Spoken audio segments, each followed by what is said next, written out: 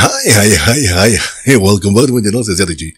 Ini polemik antar Kang Deddy Mulyadi dengan Pak Purba ya semakin memanas menurut gua, karena ini terkait kredibilitas seorang gubernur pemimpin daerah yang sebelumnya Kementerian Keuangan mendapatkan temuan dan dugaan bahwa adanya sejumlah uang yang nilainya sangat fantastis yang dialamatkan salah satu ke daerah Jawa Barat sebanyak 4,1 triliun. Nah, itu nilai yang fantastis. Padahal Jawa Barat lagi butuh-butuhnya uang karena pembangunannya sangat luar biasa. Bahkan dia menargetkan tahun ini 50% lebih tinggi dari tahun sebelumnya.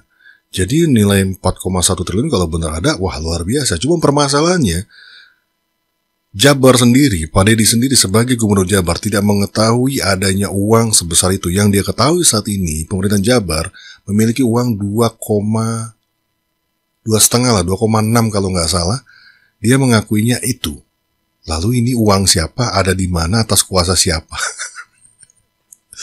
Dan seperti ekspektasi gua, dan gua sampai saat ini masih mempercayai bahwa Gubernur gua adalah orang yang jujur dan selalu berjalan di jalan yang benar. Dan itulah yang menurut gue keberanian itu didapat sehingga dia berani mendatangi Kemendagri hari ini untuk menjelaskan terkait dengan anggaran yang ada di Jawa Barat. Gak kaleng-kaleng cuy, datengin langsung. Ini menurut gue seorang yang gentleman ya, yang juga kerjanya nggak cuma bengak-bengok tapi juga punya data. Tapi gue juga respect juga kepada Pak Purbaya juga, karena dia merupakan tokoh yang gue hormati juga karena begitu banyak temuan-temuan yang dilakukan, dan ini mungkin bisa jadi sebagai reminder, bisa jadi kalau ya ini seandainya benar uang itu ada dan uang itu sudah ditransfer dan mungkin diterima oleh anak buahnya seperti dugaannya Pak Purbaya sebelumnya bilang, bisa jadi anak buahmu mengibulin kamu gitu. Bisa jadi KDM dikibulin anak buahnya. Nah kalau ini bisa benar terjadi kan berarti ini kan alert ya, alarm buat KDM untuk merapihkan jajaran di bawahnya, benar atau tidak, karena kemungkinan itu bisa saja terjadi. Dan bisa jadi ini sudah berlangsung bertahun-tahun. Dan gue kaget ternyata Indonesia banyak duit dan daerah-daerah itu banyak duit. Itu kenapa kemarin anggaran dipotong, karena sebenarnya di daerah itu banyak uangnya, cuma permasalahannya mereka tidak belanjakan. Nah, apakah benar tidak dibelanjakan, taruh di deposito, lalu uang depositonya lari ke siapa nih? Siapa yang mendapatkan keuntungan dari bunga deposito? Padahal pemerintah rugi dalam hal membayar bunga obligasi. Ini bisa jatuhnya ke korupsi nggak sih? Karena ada kerugian negara masalahnya. Kerugian negara membayarin bunga obligasi. Sementara yang dapat deposito siapa? Apakah masuk ke kas APBD atau bagaimana? Ke daerah atau gimana? Ini kan yang jadi pertanyaan besar di kita sekarang. Dan berkat Kang Deddy Mulyadi, kita sekarang jadi tahu nih bagaimana ini perputaran uang di pemerintah yang ternyata nggak kaleng-kaleng dan banyak uangnya. Nah bedanya kalau di Jabar banyak uang buat rakyatnya. Oke, kita ada suatu video di mana Kang Deddy lagi dalam perjalanan menuju Kemendagri bersama sekdanya. Kita dengerin cuy. Nih Pak Sekda, kita ini kan mau jalan nih ke Kemendagri untuk melakukan paparan pengelolaan keuangan daerah Provinsi Jawa Barat. Nah kemudian kita juga akan ke BI atau Bank Sentral, karena netizen ini ada yang belum tahu bahwa BI itu adalah Bank Sentral gitu. Kan di paparan Pak Menkeu tanggal 17 Oktober yang bersumber dari data BI tanggal 15 Oktober itu kan di situ ada tuh ya, Pemda Jabar masih memiliki uang sebesar 4,1 triliun. Uang itu tersimpan di giro, tersimpan di deposito, ya kan? Nah, Bapak harus jujur sama saya. Tanggal 15 Oktober uang kita ada berapa? Siap, 2,62 triliun. 2,62 triliun. 2,6 sekian. RKUD artinya bahwa itu uang persediaan pemerintah Provinsi Jawa Barat yang tempat penyimpanannya di Bank Jabar, ya kan? Bank Jabar. Ada nggak kita menyimpan di bank lain selain Bank Jabar? Tidak ada, Pak. Tidak ada. Bank Jabar. Semua di Bank Jabar, ya kan? Nah, kalau kemudian nanti di BI ternyata bahwa tanggal 15 Oktober itu ada uang 4,1 triliun, berarti Bapak berbohong pada saya. Siap. Nah, konsekuensinya adalah kalau Bapak berbohong pada saya, Bapak berbohong juga pada rakyat Jabar. Siap. Konsekuensinya, Bapak saya berhentikan. Siap Pak, sebelum Bapak berhentikan saya siap mengundurkan diri Pak. Oke ya? Siap Pak. Komitmen Bapak seorang kesatria yang harus Siap, Pak. bertanggung jawab ucapannya. Siap Pak. Oke? Siap. Ya, kaget gua, dia sempat ngebak tadi, diam, tidak langsung menjawab siap atau bagaimana atau iya gitu. Diam, kaget gua. Tapi masalah konsekuensinya tidak hanya bisa diberhentikan. Kalau memang ada kerugian negara, ini bisa masuk pidana, cuy. Bisa masuk pidana dong, karena ada kerugian negara, tindak pidana korupsi jatuhnya. Karena dari apa yang mengelola deposito ini siapa, kan itu permasalahan. Dia kan berarti mendapatkan keuntungan, dan keuntungan dibagi ke siapa, ataukah dibagi-bagi bancakan atau memang dikembalikan ke APBD, dan itu kan harus ada catatannya. Dan sementara tadi jelas-jelas tidak ada uang yang ditaruh dalam bentuk deposito. Giro iya dalam Bank Jabar. Ini yang makin seru nih. Ya, gue satu sisi senang kalau ternyata Bank Jabar memiliki tambahan uang nih, dan bisa gila-gilaan lagi nih Kang Deddy dalam hal pembangunan di daerah Jawa Barat. Tapi kalau tidak, ini kan harus diluruskan, karena ini pertaruhannya adalah kredibilitas seorang pemimpin, khususnya di sini adalah Jawa Barat, Kang Deddy Mulyadi, yang sudah pontang-panting susah payah dan juga ngirit ya gitu kan, udah berkorban, tidak digaji, tidak ngambil tunjangan dinas, rumah, mobil gitu kan. Terus kacau hanya gara-gara satu permasalahan ini. Dan mudah-mudahan ini ada yang salah data ya. Karena kalau anak buahnya juga yang melakukan, takutnya dampaknya larinya ke gubernur juga nih. Karena dia juga harus bertanggung jawab, karena anak buahnya melakukan kecurangan tadi gitu. Karena kan berarti lolos dari pengawasan. Nah, inilah resikonya seorang pemimpin ya.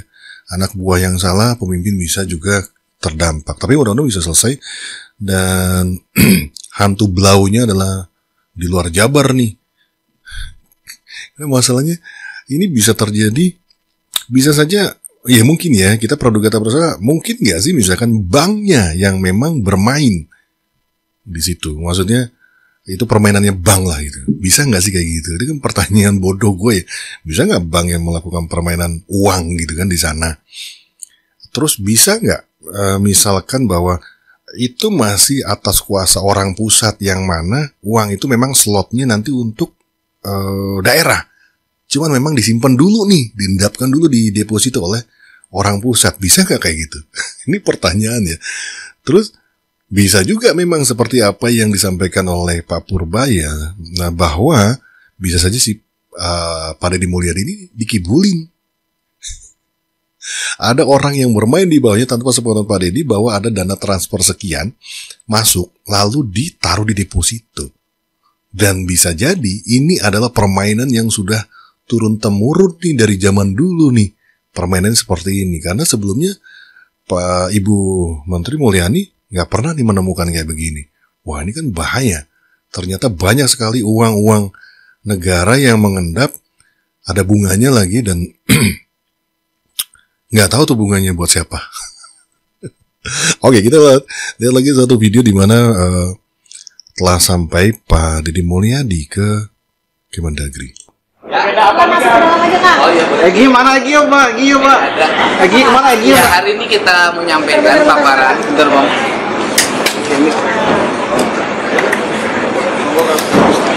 Hari ini kita akan menyampaikan paparan tentang pengelolaan keuangan daerah di Provinsi Jawa Barat, dan kita akan menyampaikan bahwa belanja modalnya untuk kepentingan pembangunannya mengalami kenaikan hampir 1000% dibanding dengan anggaran tahun lalu. Padahal besaran anggarannya mengalami penurunan. Tahun lalu ada foto di belakang. Sekarang hanya 31. Tapi sebagai contoh ilustrasi, misalnya alokasi jalan dulu hanya 400, hari ini kita bisa menyentuh angka 3,5 sampai 4 triliun. Nah, ini kan akan kita sampaikan strategi yang kita lakukan bagaimana melakukan pengelolaan keuangan daerah, belanjanya tepat, dan kita sampaikan ke pemerintah. Masuk meminta tambahan anggaran pusat ke daerah? Sebenarnya bukan meminta tambahan anggaran, kan memang kan dana alokasi diatur oleh undang-undang. Tapi kita ini kan sebagai wakil pemerintah pusat di daerah, dan apabila pemerintah pusat memiliki kebijakan sementara ditangguhkan dulu dana transfer daerahnya dalam bentuk bagi hasil dan TAU, ya kita nggak ada problem, karena itu kan kebijakan Tetapi kita harus merubah lagi paradigma pengelolaan keuangannya. Kita harus lebih irit lagi. Agenda ini termasuk dengan menjawab kemarin tudingan dari Lah iya, saya nggak sih? ke Pak Mendagri kita sampaikan juga kan, kalau data dari provinsi itu kan tiap hari update ke Pak Mendagri ya. Memang di tanggal 15 Oktober itu kan data BI itu 15 Oktober. Di tanggal 15 Oktober itu dana kita 2,6 triliun, bukan 4,1. Itu pun bukan uang simpanan, memang uang kas yang tersedia di kas daerah. Kas daerahnya ada di BJB dan kita tidak punya uang yang tersimpan di bank lain. Setelah ini ada rencana kalau Ke BI. langsung ke BI. Ya Wah, kita harus kejar langsung. nanyakan kan. Kalau saya sih berharapnya benar 4,1. Ya kan? Kalau benar 4,1 kan Ya, duit. saya dapat tambahan lagi tuh uang lebih kan. Tapi konsekuensinya seluruh pejabat saya berhentikan. Ya karena dia bohong sama saya. Kan sederhana. Ya. Wah, gila ya. Ini bahaya nih. Apakah memang ada permainan orang di bawahnya Deddy Mulyadi? Atau yang seperti tadi gue bilang, ilustrasinya bisakah ini memang permainan perbankan gitu kan? Dengan pusat misalkan gitu kan, kita nggak tahu nih. Ini yang ada di otak gue nih saat ini. Kalau memang betul 4,1 triliun, wih, kan itu yang ditunggu-tunggu. Dia nggak harus ngirit, nggak harus matiin lampu, nggak harus ngurangin biaya listrik dan lain sebagainya. Karena yang tadinya dikurangin 2 triliun ditambah lagi. Atau mungkin memang, nggak tahu deh, banyak sekali pertanyaan di otak gue yang belum terjawab nih. Oke, kita coba teruskan. Iya. Secara prinsip sih rekonsiliasi Ini udah selesai sepertinya. data dengan Mendagri sudah klop. Karena kan laporan keuangan Pemprov itu tiap hari kan update ke Mendagri. Sama, makanya kan data dari BI ini sumber datanya dari mana gitu kan. Kalau saya sih seneng aja kalau memang ada 4,1 gitu loh. Tapi dari sisi integriti pengelolaan keuangan di daerah, memang fakta yang kita lihat di sistem data kita memang segitu. Tapi kalau kemudian tiba-tiba misalnya sebelum saya jabat ada uang yang disimpan dulu gitu loh, ya alhamdulillah gitu. Tapi konsekuensinya saya bilang tadi, pejabat yang mengelola keuangan daerah kan seperti itu. Oke. Termasuk dengan hari ini ada juga dari wali kota, bupati. Oh iya. Ini kenapa sebagai bentuk apa nih? Enggak, kalau bupati wali kota kan sama-sama merekonsiliasikan perencanaan 2026. Kan ada dana transfer daerah yang berkurang, sehingga kita formulasi strateginya akan kita sampaikan ke Pak Mendagri.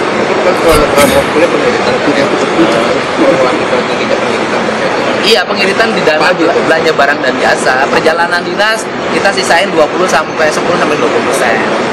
Belanja ATK segala macam kita sisain 10 atau 20%. Bayar listrik kita potong setengahnya. Bayar air kita potong setengahnya.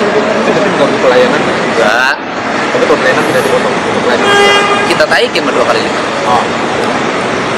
Siapa? Pelayanan malah dinaikkan 2 kali lipat. Waduh. Nah, tadi udah sampaikan clear ya. Jadi antara data Pemprov Jabar dengan Kementerian Dalam Negeri itu clear. Tidak ada uang tuh. Ya uangnya benar segitu, 2,6.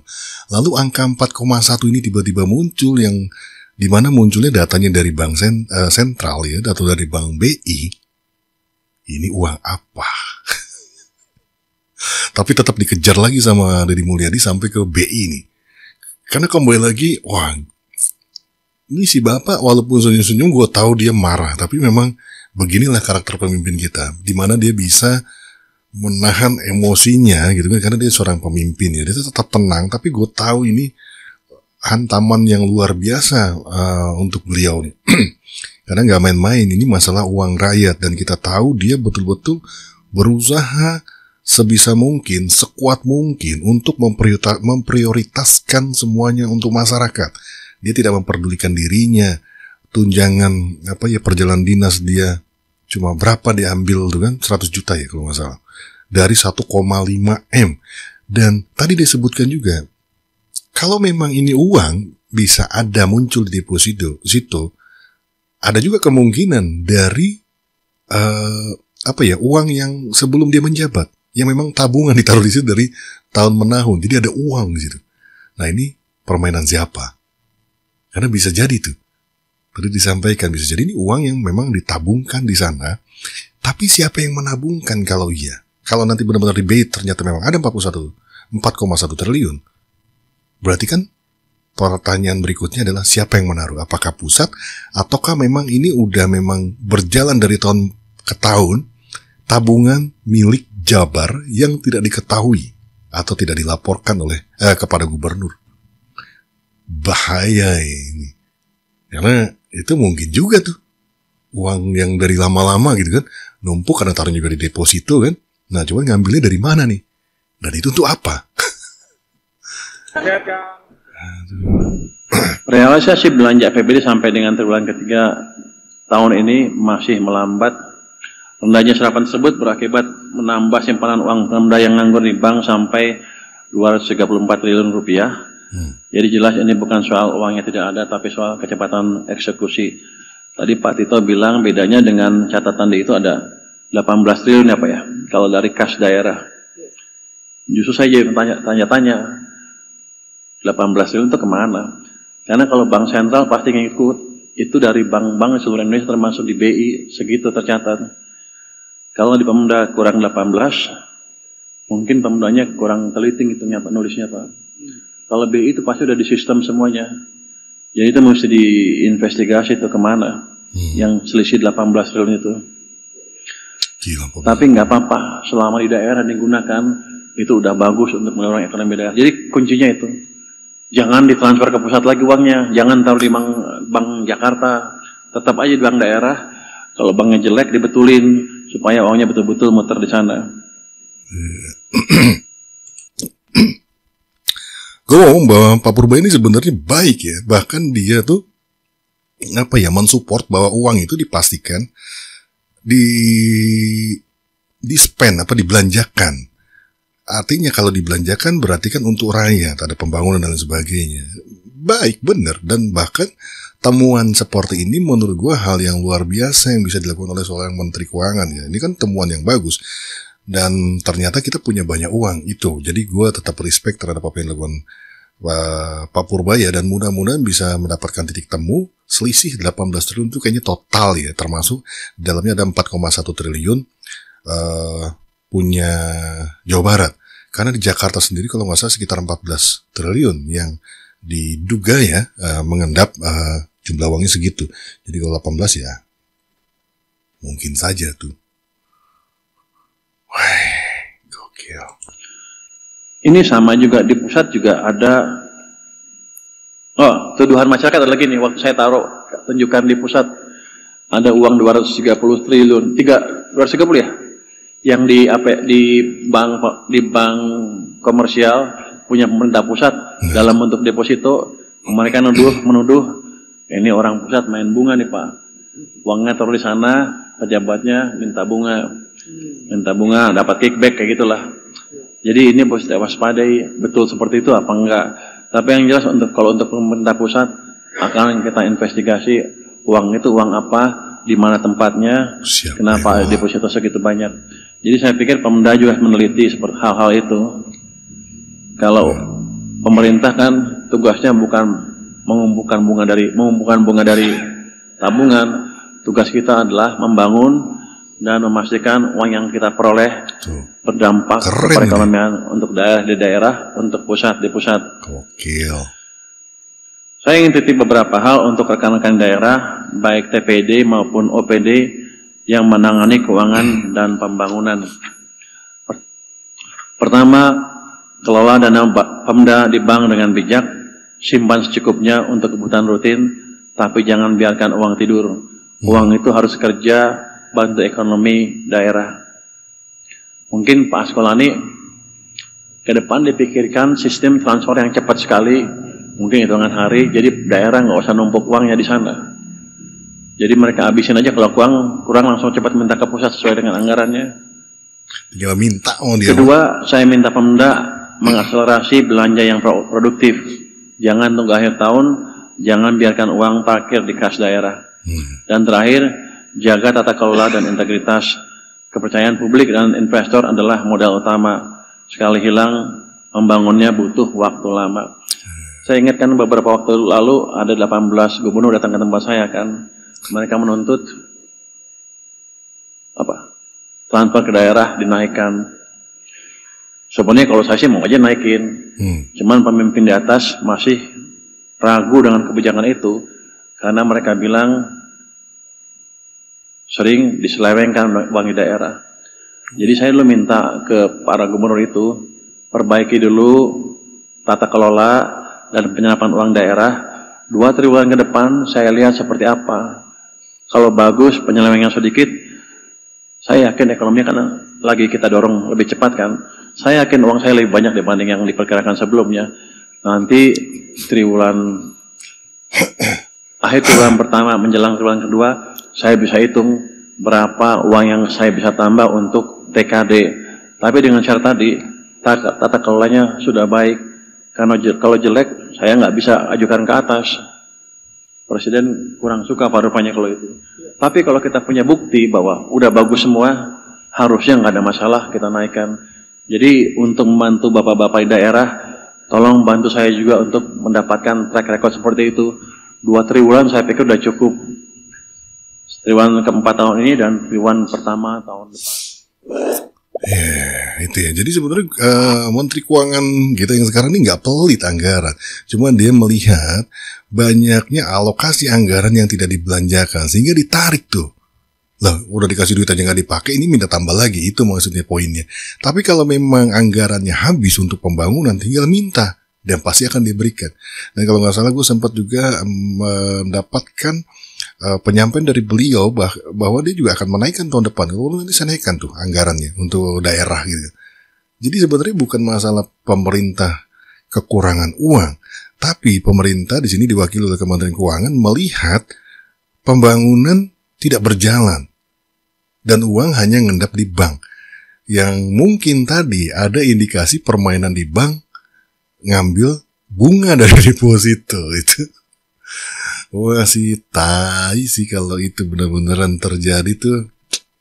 Nah, makanya gue coba ngikutin, teman-teman semua ngikutin ya perjalanan ini dan nonton video gue sampai selesai, jadi bisa tahu sampai mana nih siapa hantu blau yang ada di belakang polemik yang satu ini. Dan gue senang dengan aksinya Deddy Mulyadi di sini memperlihatkan bahwa dia adalah seorang pemimpin yang bertanggung jawab dan juga berani meluruskan. Jangan sampai ini dibiarkan terlalu lama, akhirnya menimbulkan opini-opini publik yang tidak sehat dan menimbulkan kegaduhan nanti di luar sana. Karena ada kecurigaan ini kan berbahaya. Makanya dia kejar, sampai di BI pun dia akan kejar. Dan ini menurut gue adalah suatu langkah yang luar biasa yang dilakukan gubernur. Dan gue kayaknya udah mulai terbiasa dan tidak kaget bahwa memang ini gaya pemimpin gue. Dan masih terus berpihak kepada rakyat, karena yang diperjuangkan di sini adalah uang rakyat. Kalau benar uang itu ada dan haknya, ya mungkin akan diambil karena memang itu untuk pembangunan kembali lagi. Dia paling senang kalau lihat duit banyak karena dia bisa membangun jauh lebih banyak. Tapi konsekuensinya ya tadi, siapa yang akan menjadi hantu blaunya nih? Apakah anak buahnya Pak Deddy ataukah dari pusat yang memang melakukan program seperti itu, atau memang permainan perbankan? Jadi masih banyak opsi sekali yang di luar sana yang bisa terjadi ya. Jadi tetap ikuti polemik ini, kita kawal Pak Deddy Mulyadi. Jadi gak nonton yang senang-senangnya aja, tapi kayak gini kita harus kawal juga. Dan mudah-mudahan yang terbaik menjadi titik terang ya. Jadi titik terang, mudah-mudahan yang terbaik buat semuanya. Dan I think that's it ya. Sampai ketemu di video gue yang lainnya. Saya siap semua. Is wrap, bungkus.